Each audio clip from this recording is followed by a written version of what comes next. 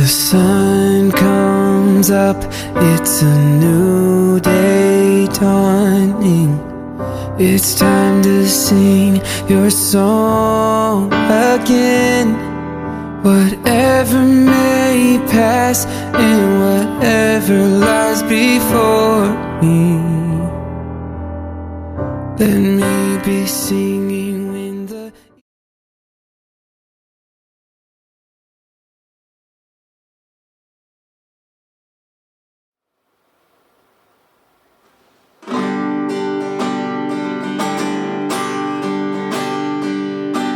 Este es mi deseo, honrarte a ti, con todo mi ser, te adoro a ti, con todas mis fuerzas, te alabaré.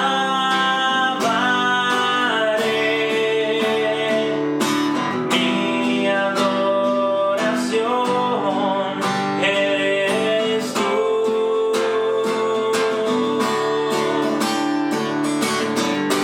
Hoy te rindo mi ser, te doy mi corazón. Yo vivo para ti en cada palpitar, mientras hay aliento en mí. Dios, haz tu obra en mí. Hoy te rindo mi ser, te doy mi corazón. Yo vivo para ti en cada palpitar, mientras hay aliento en mí. Dios, haz tu obra en mí.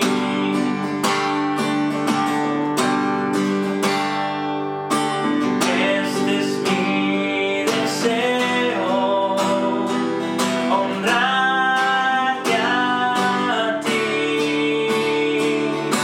con todo mi ser, te adoro a ti,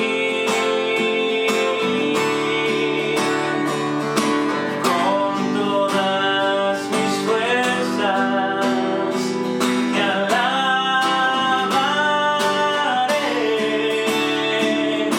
Mi adoración eres tú.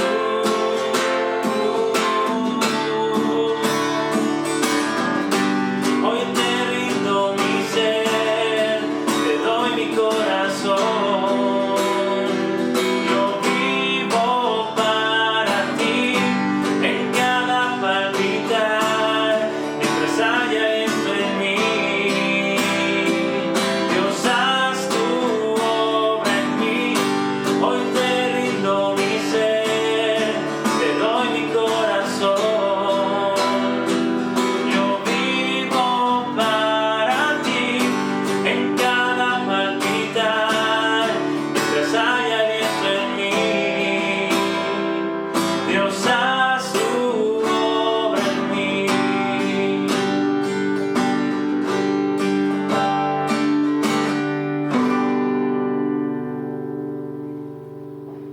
Amén.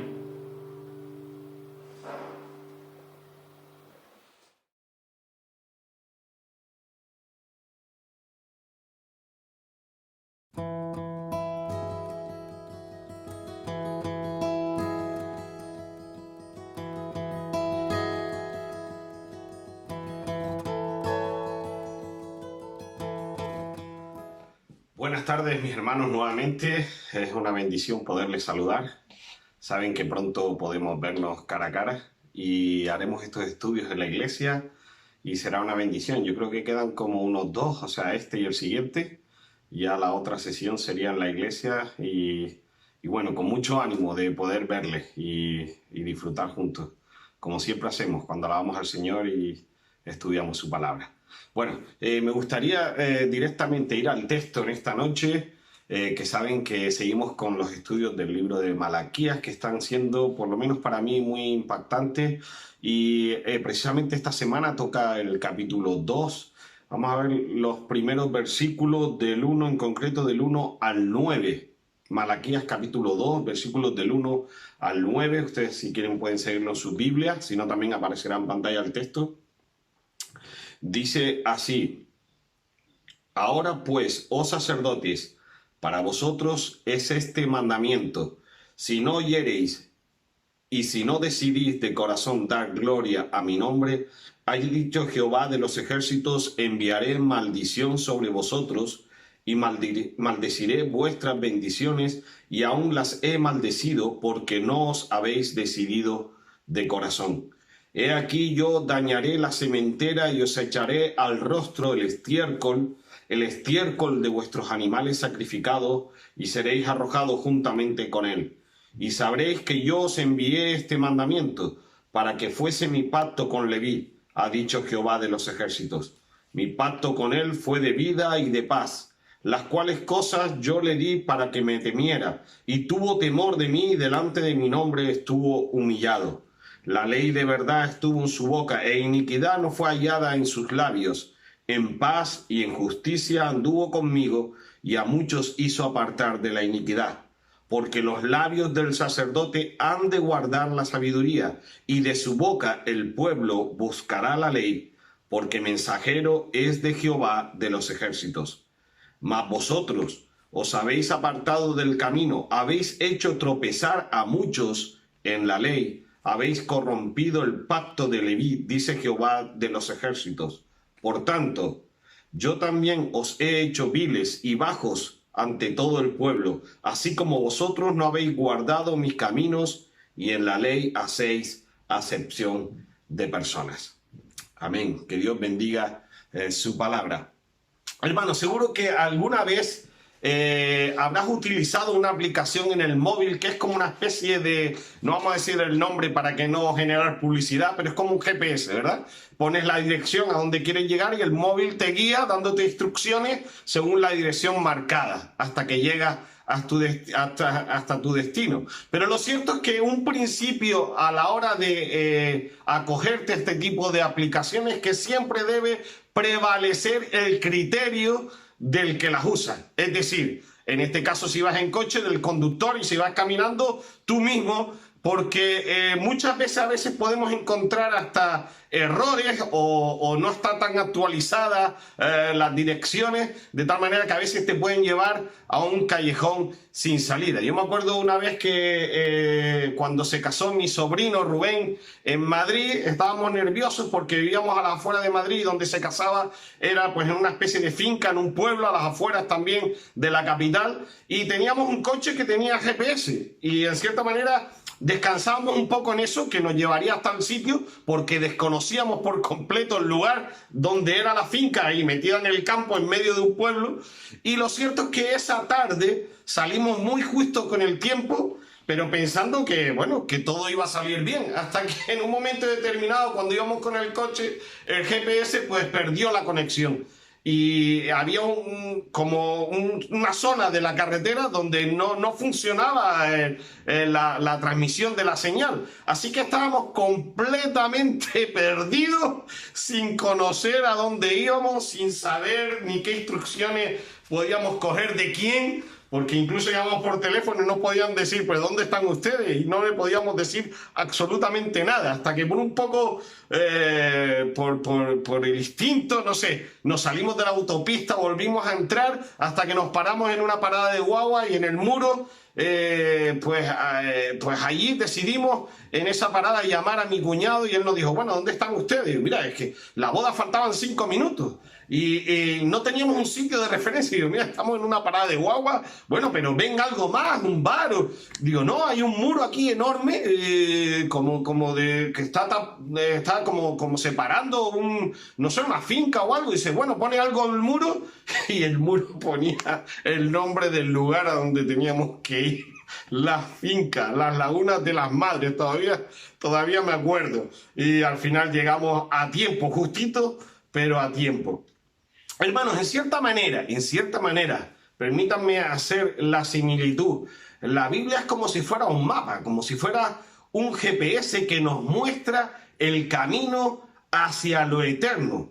Y a veces tratamos de utilizar otros sistemas que nos apartan en realidad de lo que es lo eterno. Y si podríamos compararlo, es verdad que hay una gran diferencia con respecto al GPS que nombré antes, porque si antes era el criterio del conductor el que prevalecía sobre la señal, en realidad en este caso es el criterio de Dios mismo, el de la palabra de Dios, el que debe prevalecer sobre aquel que busca su voluntad en sus escrituras. Así que la palabra de Dios es inigualable, nos enseña, nos exhorta y nos capacita. Y en esta tarde igualmente, hermanos, vamos a ver esta palabra como una guía acerca de lo que Dios desea, porque este texto toca explícitamente, está hablando aquí de los sacerdotes. Fíjate que incluso empieza con ese título, ¿verdad? Que por otro lado eran sacerdotes, según vimos la semana pasada, que habían fracasado en la adoración, habían fracasado en su deber de enseñar, de poder cumplir sus tareas dentro del templo, en su deber de ser de ejemplo a los demás. Y eso había hecho que muchos en el pueblo se hubiesen extraviado, de tal manera que incluso ya ni sus conciencias les llamara por completo, pero también ellos mismos se habían extraviado. Por eso el título de esta tarde, del estudio de esta tarde, no puede ser otro que líderes que se extravían. Hay que tener cuidado con eso, hermano. Y muchos dirán, pues bueno, vamos a cortar la señal del YouTube porque esta noche no va a hablar conmigo. Cuidado, todavía no hemos terminado porque la palabra de Dios tiene mucho que decirnos a cada uno de nosotros, Pero es verdad que el título es líderes que se extravían, porque, hermano, no hay mayor daño a la causa del evangelio que el que resulta del fracaso moral y espiritual de uno de sus siervos. No sabemos la magnitud y la grandeza del daño que podemos hacer al pueblo de Dios, al evangelio mismo del Señor, cuando uno de nosotros cae de manera estrepitosa, dando no solo mal testimonio, sino mostrando un desprecio hacia Dios mismo. Esta situación sacerdotal tuvo importantes consecuencias, hermanos, y es el texto que veremos hoy en cuestión esta tarde. Mirad. El tener la responsabilidad de enseñar y dirigir al pueblo de Dios es una tarea que no puede tomarse a la ligera.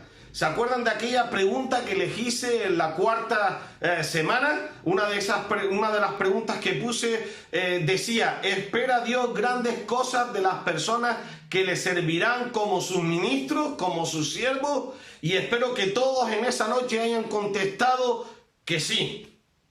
Totalmente que sí, la respuesta es sí, porque a la hora de ser llamados por Dios para servirle, como dice Apocalipsis 1:6 el apóstol Juan, como reyes y sacerdotes para Dios todos tenemos el poder, ya sea para hacer un bien a alguien, un gran bien, como un grave daño a los que servimos.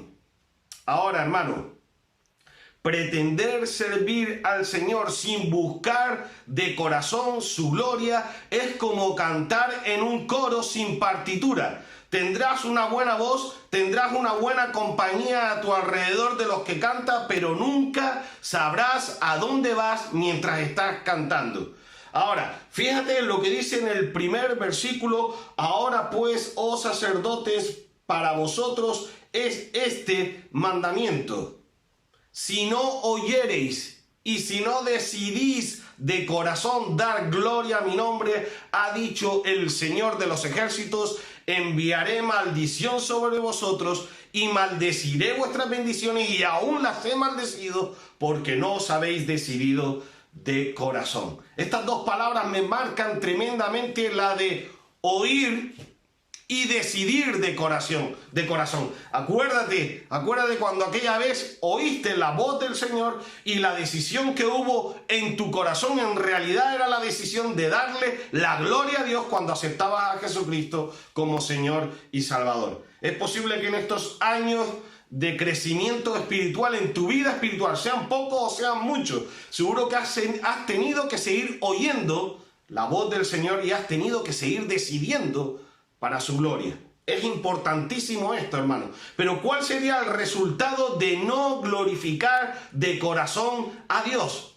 Y lo vemos en la Escritura. El resultado sería una maldición enviada sobre ellos. Serían avergonzados. Hermanos, son muy fuertes estas palabras porque Malaquías pronuncia una terrible amenaza contra los sacerdotes. Si ellos persistían en mantenerse en esa actitud, si persistieran en ese servicio de profanar el templo de Dios, de blasfemar el nombre de Dios, de no temer, de no honrar su señorío, hermanos, la maldición caería sobre ellos. Y es curioso que muchos de los estudiosos en cuanto al texto bíblico dicen que en el hebreo del texto original aparece un artículo definido que es la delante de maldición. Es decir, que podríamos leer perfectamente el texto como que les acarrearía la maldición. Y es que en aquella época, es verdad, es cierto, en cierta manera las bendiciones y las maldiciones eran reales y concretas. No era solamente la expresión de un deseo de que, bueno, en un momento determinado te bendeciré, o en un momento determinado, según me parezca, te maldeciré, sino que cuando caía la bendición de Dios, y cuando caía la maldición del juicio de Dios, sin duda caía esa maldición. Ahora, es necesario aclarar desde este punto, haciendo un pequeño paréntesis, antes de seguir avanzando en este precioso texto, pero terrible también, tremendo también, hemos de decir entonces, ¿qué ocurre entonces con nosotros? ¿Quiénes son los sacerdotes hoy en día? O si hay alguno pudiera haberlo. Y es cierto que en el Nuevo Testamento nunca usa el término sacerdote para describir a un pastor, a un anciano, a un obispo o un presbítero, que es lo mismo. No hay sacerdocio oficial en la iglesia del Nuevo Testamento. Y la razón la encontramos precisamente en la palabra de Dios, porque es muy clara cuando dice que Jesucristo mismo es el sumo sacerdote permanente para nosotros. Si vemos en Hebreos capítulo 4, versículo 14, dice: por tanto, teniendo un gran sumo sacerdote que traspasó los cielos, Jesús, el Hijo de Dios, retengamos nuestra profesión. Pero también nos encontramos en el capítulo 10 del mismo Hebreo, en el versículo 10 dice, empezando ahí: en esa voluntad somos santificados mediante la ofrenda del cuerpo ¿de quién? De Jesucristo, hecha una vez para siempre. Y ciertamente todo sacerdote está día tras día ministrando y ofreciendo muchas veces los mismos sacrificios que nunca pueden quitar los pecados. Pero Cristo, habiendo ofrecido una vez para siempre un solo sacrificio por los pecados, se ha sentado a la diestra de Dios, y de ahí en adelante esperando hasta que sus enemigos sean puestos por estrado de sus pies, porque con una sola ofrenda hizo perfectos para siempre a los santificados. A nosotros, hermanos, a los santos, a los que creemos en ese sumo sacerdocio como es el de Cristo, una vez ofrecido como ofrenda a Dios agradable para que nosotros pudiéramos ser salvos y perdonados nuestros pecados.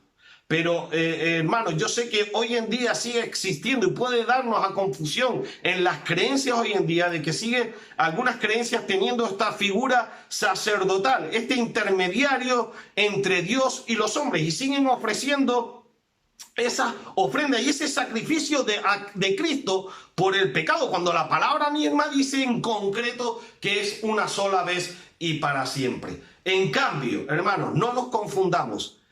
La palabra de Dios también hace referencia hacia el sacerdocio del creyente. Fíjate lo que dice el apóstol Pedro en su carta en primera de Pedro, capítulo 2, versículo 5. Dice, habla del sacerdocio santo. Vosotros también, como piedras vivas, sed edificados como casa espiritual y sacerdocio santo, para ofrecer sacrificios espirituales aceptables a Dios por medio de Jesucristo. Y un poco más adelante, en el capítulo 2 de Primera de Pedro, versículo 9, habla del sacerdocio real. Es un versículo que todos conocemos, dice: mas vosotros sois linaje escogido, real sacerdocio, nación santa, pueblo adquirido por Dios. ¿Para qué? Para que anunciéis las virtudes de aquel que os llamó de las tinieblas a su luz admirable.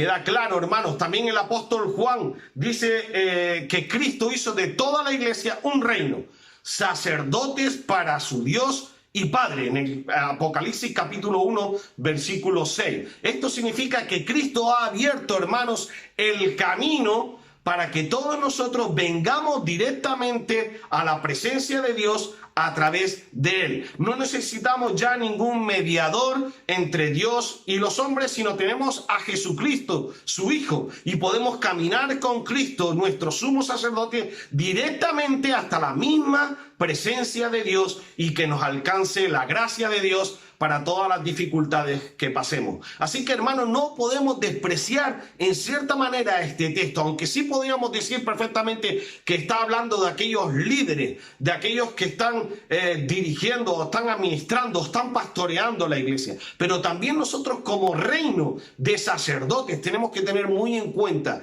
esta palabra. Porque, hermanos, está aquí en este texto, en estas dos porciones, haciendo una gran diferencia entre el sacerdocio con fracaso y el sacerdocio con éxito. Sí, si vemos en los versículos 5, 6 y 7, está hablando de un sacerdocio exitoso. Pero si ves en concreto los versículos 2, 8 y 9, Malaquías está mencionando el fracaso de este sacerdocio, en concreto en 5 fallos, 5 fracasos sacerdotales profundos en esta porción de Malaquías. El primero de ellos que vemos es el fracaso en escuchar a Dios.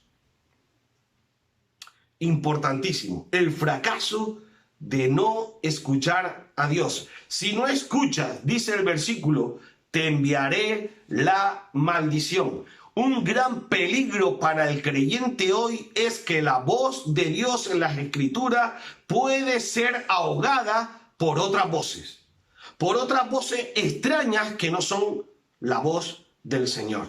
Una de las cosas que a veces tengo yo más temor, hermano, y más miedo cuando me levanto de la cama es a lo mejor coger la Biblia o en otro momento del día y pensar, y no sé, y clamar, y pensar que en realidad no voy a escuchar la voz de Dios cuando abra su palabra.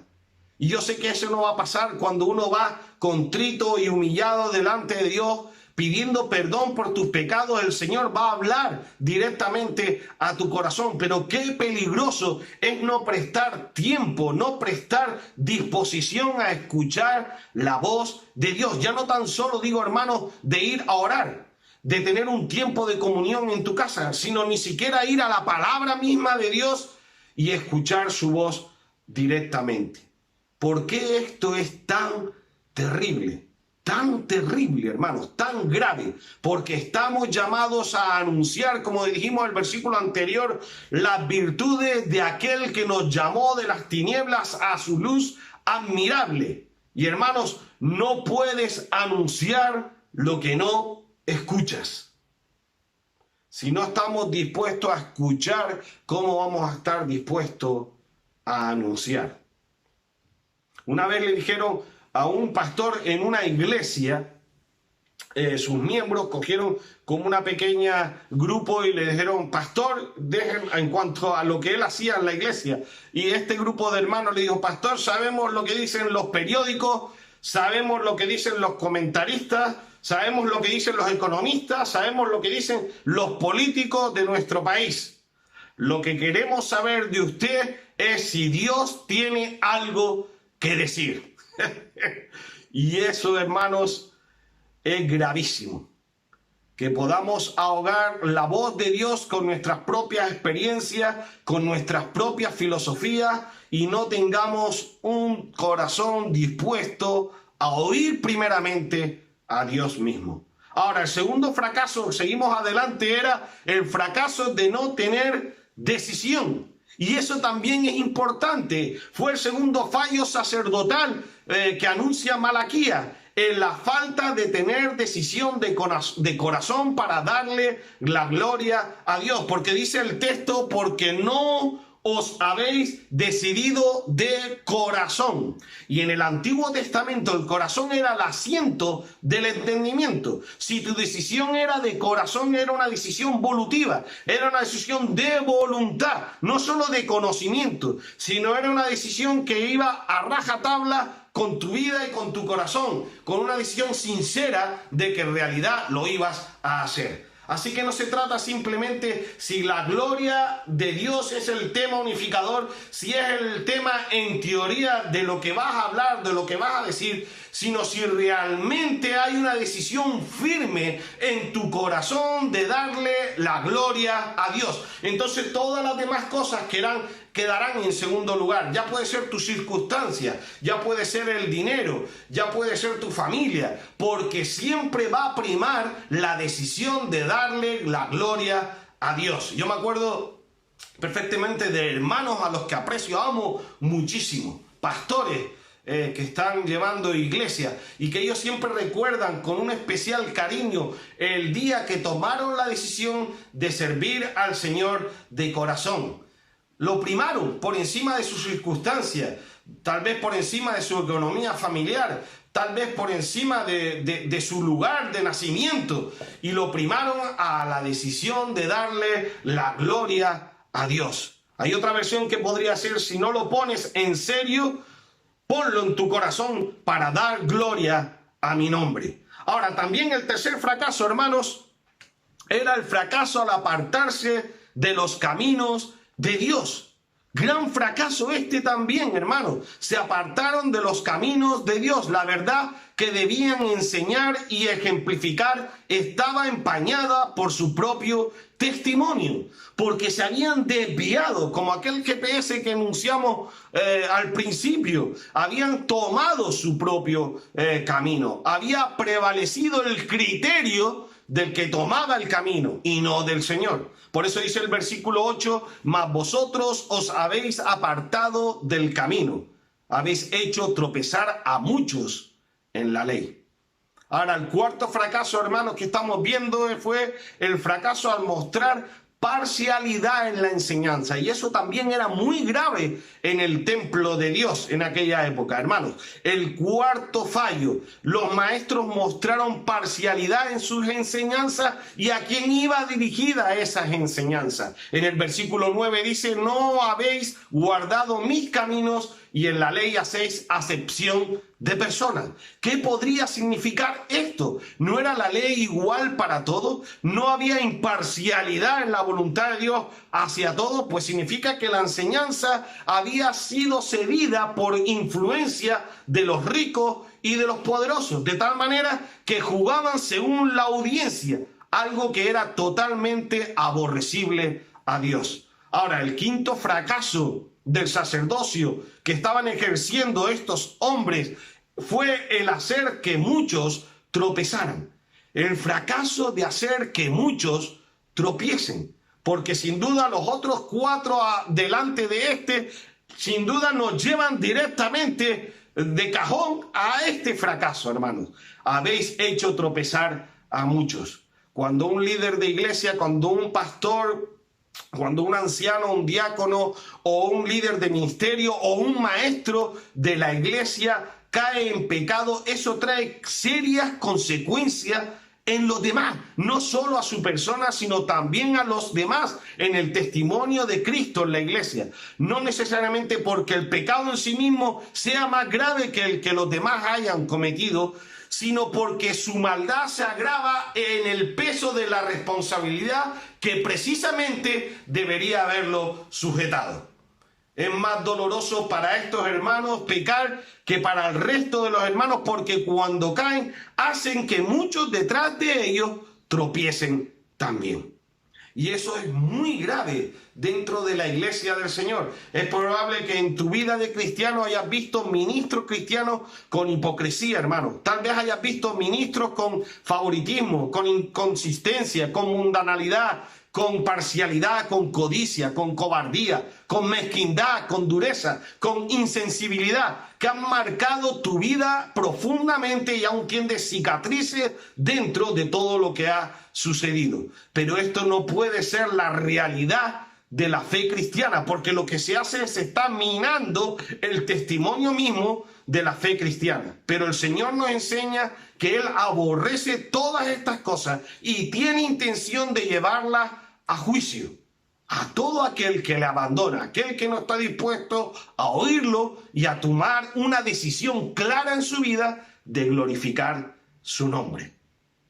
Ahora, hermano, nunca jamás te tomes la venganza por tu mano, nunca jamás guardes rencor, sino en la misericordia de Dios, Dios te llena y te abunda en tu corazón para que seas capaz de olvidar ese testimonio y de caminar hacia adelante y poner tus ojos en Jesucristo, el Hijo de Dios.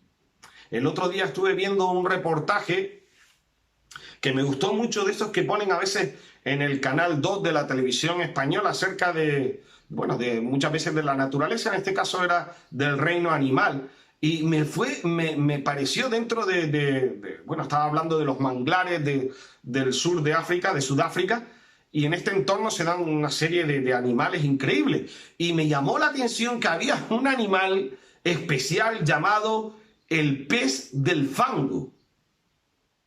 Sí, así es su nombre, el pez del fango. Y es curioso ver cómo este pequeño pez ha adaptado sus branquias para vivir también en la superficie de la tierra, en las orillas de los ríos. Es un pez, pero él puede salir de la orilla y trepar, dar pequeños saltos en la tierra. Ha desarrollado, sus aletas son muy cortas, pero ha desarrollado una profunda fortaleza en ellas, de tal manera que puede dar saltos hasta de 60 centímetros y busca también su alimento en los insectos en la tierra.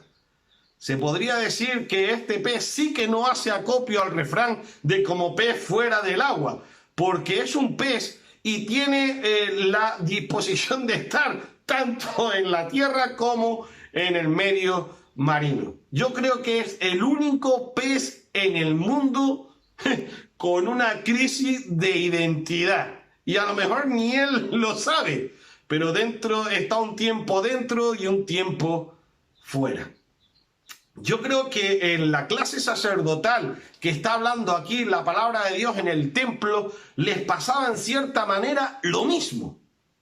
Podríamos hacer una comparación con este pez del fango y sin menoscabar ni humillar en sí la figura sacerdotal que Dios había puesto sobre su pueblo. En realidad se les podría llamar los sacerdotes del fango, porque se habían adaptado a hacer la vista gorda en las cosas de Dios, se habían acomodado a aceptar y enseñar cualquier cosa, de tal manera que podían tener un pie fuera del templo como un pie en el mismo templo, con el mismo y gran celo por el templo de Dios. Y yo le llamo a esto las dos grandes desobediencia y desprecio. Se puede dar la situación, hermanos, que en un momento determinado de tu vida tú desobedezcas a Dios y caigas en pecado. Eso es desobedecer a Dios, dice la Biblia. Pero cuando esa desobediencia se corrompe y se estima como un estilo de vida, como se aprecia como si es la manera en la que te conduce diariamente, eso ya se considera despreciar a Dios mismo. Y eso le ocurría a estos sacerdotes y al pueblo también, hermano, porque no nos olvidemos que la gente también estaba siendo descuidada en la adoración a Dios. Ellos también tenían que oír, y es verdad que su fuente de escuchar estaba un poco corrompida porque venía de esos sacerdotes, pero tenían que estar diligentes con la palabra, con la ley de Dios, la ley de Jehová de los ejércitos. En todo Israel la gente amaba las ganancias y por eso tenía las obras inútiles y traídas a la casa de Dios. La gente a lo mejor traía la ovejita coja y decía, miren, métela un poco acostadita, eso no se nota, la metes acostadita de plano y la metes en el altar y que sea consumida, no se va a dar cuenta nadie. Traían a lo mejor a la ovejita hembra y el sacerdote es hembra, no es macho, sí, pero ¿Sabe qué pasa? Que solo tengo en mi ganado 15 machos y 60 hembras. No le valdría a Dios de tanta abundancia que tengo de hembras. Traían a lo mejor un solo animalito para sacrificio como ofrenda. Y el sacerdote le decía, según seas prosperado, deberías traer 4. Pero el argumento a lo mejor del que traía la ovejita decía, sí, pero es que mi vecino tiene un montón de ovejas, no me puedo quedar yo atrás. No comprende eso el Señor, si le puedo traer esta sola. Es que no es que pueda parecer un desperdicio, pero es que yo veo cómo ellos prosperan. ¿Cómo voy a traer algo yo cada cierto tiempo, una ofrenda a Dios, que lo que me está haciendo es menoscabando mis riquezas y mis ganancias? Hermanos, estamos contextualizando ejemplos, pero yo estoy seguro que ustedes son muy inteligentes y el Señor nos habla también de la misma manera, al corazón, trayéndole lo mejor al Señor, viendo Él primeramente el fruto de labios, pero que brota de un corazón que ha decidido darle la gloria a Dios.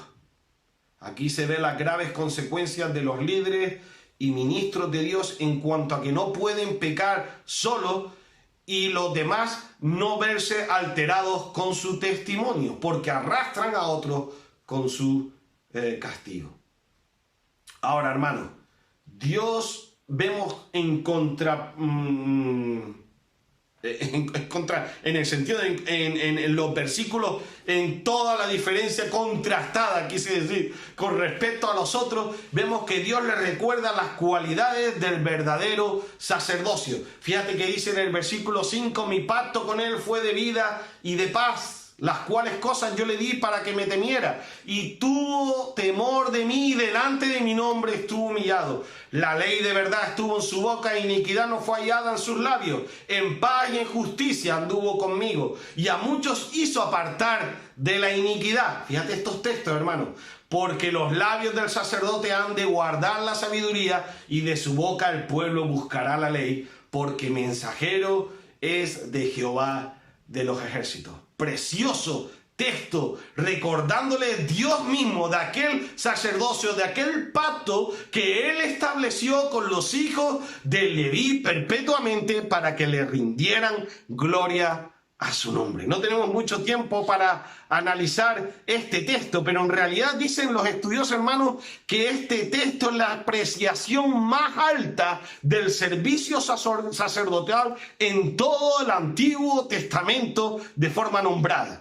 Precioso texto, hermano. Había un fuerte compromiso para defender y proclamar la verdad de la palabra de Dios. El verdadero sacerdote ministraba la palabra de Dios, servía con la palabra de Dios porque él era mensajero del Señor. Entonces, la base de todo lo que se hacía era la reverencia por la gloria de Dios y la fidelidad a la palabra de Dios. Increíble, precioso. Que ese puede ser nuestro empuje, hermanos. Que estas puedan ser nuestras bases para servir a Dios y que se lleve Él toda la gloria. Que Dios les bendiga. Les voy a hacer ahora esta serie de preguntas para que puedan, si quieren, comentarlas y enriquecer el tiempo que van a estar juntos en comunión, charlando unos con otros. La pregunta número 1, mi hermana la pondrá también en pantalla, dice, ¿puede un siervo del Señor corromper el mensaje de Dios al pueblo? ¿Puede un siervo del Señor corromper el mensaje de Dios al pueblo? Y pregunta número 2, que la encontramos en Malaquías capítulo 2, versículo 5, dice la palabra, y tuvo temor de mí, y delante de mi nombre estuvo humillado. Ahora la palabra dice, la respuesta apropiada a la gracia de Dios, la reverencia y la humildad. ¿Está de acuerdo con esto? Bueno, que Dios les bendiga grandemente. Espero verles pronto y que el Señor siga haciéndonos crecer con su palabra. Un abrazo, mis hermanos. Chao. Bless the Lord, oh my soul, oh my soul, worship His holy name. Sing like never before, oh my soul, I worship worship your holy name.